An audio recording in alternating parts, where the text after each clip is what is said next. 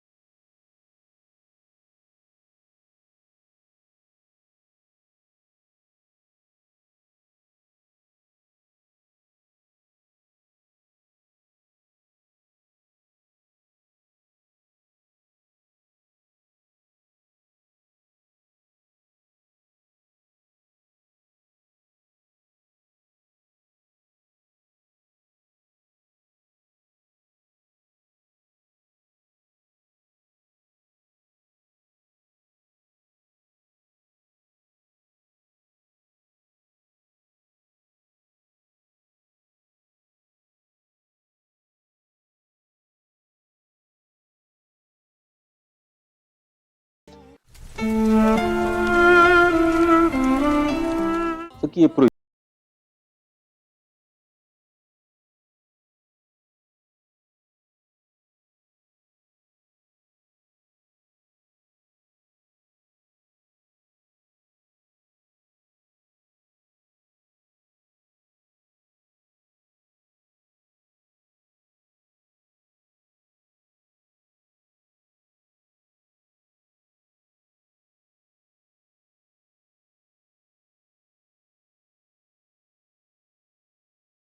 Il y a d'autres postures et des attitudes à avoir. Mais quand même, tant qu'on n'a rien mangé, tant qu'on n'a rien bu, tant qu'on n'a pas accompli un rapport sexuel, notre jeûne est valide.